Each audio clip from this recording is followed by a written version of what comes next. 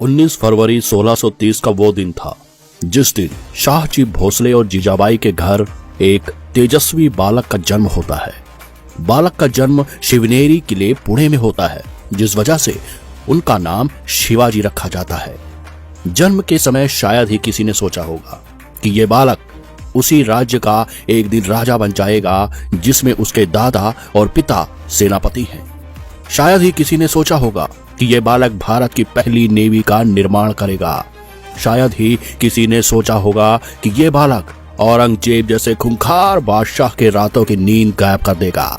तो आइए देखते हैं इस साधारण से बालक ने कैसे इतनी कम उम्र में ऐसा कारनामा किया, कैसे इस बालक ने हिंदवी स्वराज्य की स्थापना की, कैसे इस बालक ने मुगलों से घिरे हुए भारत में एक हिंदू राज्य निर्मित किया जिसमें न सिर्फ हिंदू बल्कि मुसलमान भी उतने ही सुरक्षित थे जितने कि हिंदू, और दोनों का बराबर सम्मान था।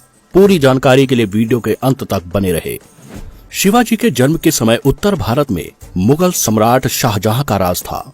वहीं दक्कन यानी दक्षिण भारत में आदिल शाही बीजापुर, निजाम शाही अहमदनगर और कुतुब शाही गोलकुंडा का शासन था। शिवाजी के जन्म के समय पिता शाहजी भोसले आदिल शाही बीजापुर के सेनापति के रूप में तैनात थे। शाहजी भोसले को बीजापुर के दक्षिण का कार्यभार सौंपा गया था, इसीलिए वे शिवाजी के जन्म के समय अनुपस्थित थे। शिवाजी की बीजापुर में व्यस्तता की वजह से उन्होंने पुणे की जागीर पत्नी जीजाबाई और पुत्र शिवाजी के नाम कर दी थी। शिवाजी उस समय काफी छोटे थे, इसलिए जागीर की देखभाल दादोजी कोंडदेव किया करते थे। शिवाजी के व्यक्तित्व निर्माण में माता जीजाबाई और गुरु दादोजी कोंडदेव का काफी योगदान था। दादोजी कोंडदेव ने शिवाजी को राजनीतिक और प्रशासनिक शिक्षा के अलावा घुड़सवारी, निशानेबाजी और तलवारबाजी की शिक्षा देकर एक योद्धा के रूप में पारंगत किया। वहीं दूसरी ओर माता जीजाबाई ने शिवाजी को महाभारत और रामायण के महान चरित्रों के बारे में बताया, जिससे शिवाजी का मानसिक विकास भी हुआ। जीजाबाई ने शिवाजी के बचपन में ही उनके चरित्र निर्माण की आधारशिला रख दी थी। माता जीजाबाई और गुरु दादोजी कोंडदेव के लालन पालन ने शिवाजी को बचपन से ही निर्भीक, सहनशील और कर्मठ बना दिया था। शिवाजी जब 16 वर्ष के हुए तब उनके गुरु दादोजी कोंडदेव की मृत्यु हो गई। इसी वजह से पुणे की जागीर पूर्णतः शिवाजी के हाथों में आ गई। परंतु शिवाजी अपने पिता की तरह आदिल शाही की हुकूमत में काम नहीं करना चाहते थे। उस समय पुणे की जागीर भी आदिल शाही में ही आती थी। 1646 में सुल्तान आदिल शाह की तबीयत बिगड़ने लगी, जिसकी वजह से बीजापुर में पॉलिटिकल इंस्टेबिलिटी बढ़ जाती है। शिवाजी इसी मौके का फायदा उठाते हैं और तोरणगढ़ के किले को अपने कब्जे में ले लेते हैं। तोरणगढ़ को जीतने के बाद शिवाजी 2 वर्ष के भीतर गुरिल्ला युद्ध की मदद से आसपास के सारे किले भी जीत लेते हैं। सारे किले जीतने के बाद शिवाजी रायगढ़ को अपनी राजधानी बनाते हैं। शिवाजी के बढ़ते हुए वर्चस्व को देखकर आदिल शाही के सम्राट भयभीत हो उठते हैं। शिवाजी को रोकने के लिए सम्राट अपने ही सेनापति यानी शिवाजी के पिता शाहजी को बंदी बना लेते हैं। इसी वजह से कुछ समय के लिए शिवाजी को अपना विजय अभियान रोकना पड़ता है। अपने पिता को आदिल शाही के चंगुल से छुड़ाने के लिए शिवाजी कोंढाड़ा का किला वापस कर देते हैं। शिवाजी के हिंदवी स्वराज्य के अपने इस अभियान में कई अन्य जागीरदारों से मित्रता करके उन्हें भी अपने साथ जोड़ लिया। युद्ध, मित्रता और संधि की सहायता से शिवाजी ने एक बड़ी सेना तैयार कर ली और इस प्रकार से धीरे धीरे शिवाजी का वर्चस्व चारों ओर फैलने लगा। शिवाजी के बढ़ते हुए वर्चस्व को देखकर आदिल शाह के रातों की नींद उड़ जाती है। 1657 में आदिल शाह ने 20,000 सैनिकों के साथ अपने सेनापति अफजल खान को शिवाजी का खात्मा करने के लिए भेजा। अफजल खान कद काठी में शिवाजी का 2 गुना था और उसके पास सैन्य ताकत भी कई गुना ज्यादा थी। अफजल खान की ताकत का अंदाजा शिवाजी ने भली प्रकार से लगा लिया था।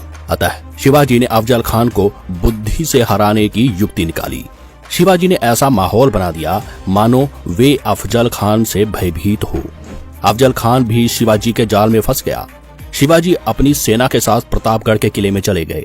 अफजल खान प्रतापगढ़ के किले को भेदने में असमर्थ रहा, इसीलिए उसने एक संदेश के माध्यम से शिवाजी से मिलने की इच्छा प्रकट की। 10 नवंबर 1659 का दिन दोनों की मुलाकात के लिए तय किया गया। शिवाजी अफजल खान के मंसूबे से भली भांति परिचित थे। हालांकि दोनों बिना हथियारों के साथ एक दूसरे से मिलने आए थे। शिवाजी ने फिर भी अपना लोहे का कवच पहना हुआ था। मुलाकात के दौरान अफजल खान ने शिवाजी से गले मिलने की लालसा व्यक्त की। शिवाजी ने अफजल खान को गले लगाया और इसी दौरान अफजल खान ने अपना असली रंग दिखा दिया। अफजल खान ने शिवाजी की पीठ पर एक धारदार खंजर से वार कर दिया। शिवाजी के सुरक्षा कवच ने उनकी जान बचा ली। शिवाजी ने भी अफजल खान पर बाघ नख से हमला कर दिया और खुद से 2 गुना अफजल खान को मौत के घाट उतार दिया। शिवाजी के विजय की यह खबर जंगल में आग की तरह फैल गई। शिवाजी ने भी मौके का फायदा उठाते हुए बीजापुर पर आक्रमण कर दिया। शिवाजी ने बीजापुर के सारे बड़े अधिकारियों को बंदी बना लिया। अफजल खान को मारकर शिवाजी ने सभी को अपनी बुद्धि, शौर्य और कुशलता का परिचय दे दिया। इस विजय के बाद शिवाजी दक्कन में एक बड़ी शक्ति बनकर उभरे। आदिल शाह भी इतनी आसानी से हार मानकर बैठ जाने वालों में से नहीं था। आदिल शाह ने एक बड़ी सेना के साथ रुस्तम जहां को शिवाजी से अपनी हार का बदला लेने के लिए भेजा, पर शिवाजी ने एक बार फिर से आदिल शाह को नाको चने चबवा दिए। शिवाजी ने रुस्तम जहां को भी हरा दिया और पन्हाला का किला भी अपने नाम कर दिया।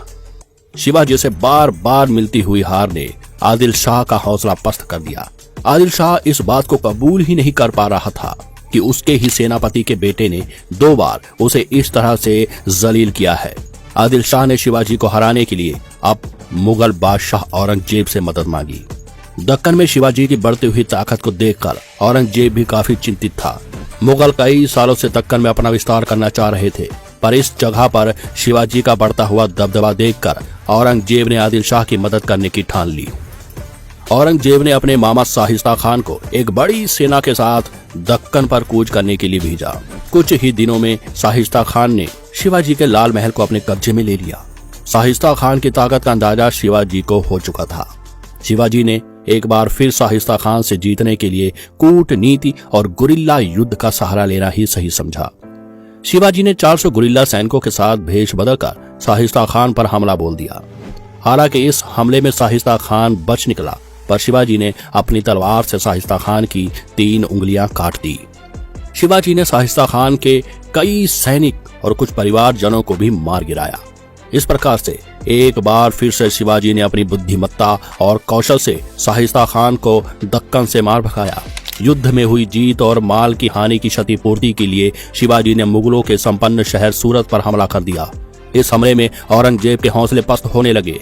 औरंगजेब ने एक बार फिर से मिर्जा राजा जयसिंह के नेतृत्व में एक विशाल सेना तैयार की और उस सेना को शिवाजी पे कूच करने के लिए दक्कन भेज दिया। इस बार जयसिंह और शिवाजी के बीच भयंकर युद्ध हुआ। शिवाजी को हार का सामना करना पड़ा। जयसिंह ने शिवाजी को संधि के लिए मना लिया। इस संधि को पुरंदर की संधि के नाम से जाना जाता है। इस संधि के तहत शिवाजी को अपने 23 किले और 4 लाख सोने के सिक्के औरंगजेब को देने पड़े। इस संधि के तहत शिवाजी को अपने पुत्र संभाजी को मुगलों का मनसबदार बनाने का वादा भी करना पड़ा। जयसिंह ने शिवाजी को औरंगजेब से मिलने के लिए आगरा के किले में आने का निमंत्रण भी दिया। औरंगजेब का मकसद शिवाजी से मिलना नहीं था, बल्कि शिवाजी को अपमानित करके पिछली मिली हुई हार का बदला लेना था। इसीलिए औरंगजेब ने शिवाजी को 3रे दर्जे के मनसबदारों के साथ खड़ा कर दिया। शिवाजी ने इस अपमान के विरुद्ध दरबार में आवाज उठा दी। औरंगजेब हतप्रद रह गया। उसके दरबार में ऐसा पहली बार हुआ था। औरंगजेब गुस्से में आग बबूला हो गया और उसने शिवाजी और उनके पुत्र संभाजी को आगरा के किले में बंदी बना लिया। औरंगजेब जानता था कि दक्कन में शिवाजी का काफी वर्चस्व है और वह दक्कन के लोगों को नाराज नहीं करना चाहता था। इसीलिए औरंगजेब ने शिवाजी को मारने की जगह बंदी बनाना ही उचित समझा। शिवाजी ने एक बार फिर से इस कैद से निकलने के लिए बुद्धि का उचित प्रयोग किया। शिवाजी ने औरंगजेब से गरीब लोगों और फकीरों में मिठाई और फल बांटने के लिए कुछ बक्से मंगवाने का आग्रह किया। शिवाजी हर हफ्ते गरीबों में फल और मिठाई बांटते रहे। कुछ हफ्ते के बाद औरंगजेब के सिपाहियों को भी यकीन हो गया कि इन बक्सों में फल और मिठाइयां ही है। सैनिकों ने बक्सों की जांच करना बंद कर दी। बस इसी युक्ति से एक दिन शिवाजी अपने पुत्र संभाजी के साथ मिठाई व फल की टोकरियों में छिपकर बच निकले। इसके बाद शिवाजी मथुरा की ओर रवाना हुए। शिवाजी ने अपने पुत्र संभाजी को मथुरा में एक पंडित के यहाँ कुछ दिनों के लिए छोड़ दिया और खुद अपने राज्य की ओर रवाना हो गए। 1668 में एक बार फिर से मुगल सल्तनत ने शिवाजी से संधि करने की लालसा जाहिर की। जसवंत सिंह की अगुवाई में शिवाजी और औरंगजेब के बीच एक बार फिर से संधि हुई। औरंगजेब ने शिवाजी को राजा की उपाधि प्रदान करी और उनके पुत्र संभाजी को मुगल मनसबदार बनाकर बेरार का राज्य सौंप दिया। इस संधि में औरंगजेब ने शिवाजी को आदिल शाही के किसी भी राज्य में हमला करने का अधिकार भी दे दिया। इस समय तक आदिल शाही का राज्य बहुत ही कमजोर हो चुका था। पिछली मिली 2 हार को याद करके आदिल शाह ने बिना किसी युद्ध के ही शिवाजी के सामने आत्मसमर्पण कर दिया। इस प्रकार से शिवाजी की ताकत दिन दुगनी और रात चौगुनी हो गई।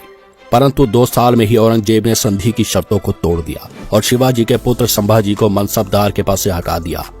शिवाजी औरंगजेब की रग रग से वाकिफ हो चुके थे, इसलिए शिवाजी ने भी दोबारा से सूरत पर आक्रमण कर दिया। सूरत पे आक्रमण करके शिवाजी की समृद्धि काफी बढ़ गई।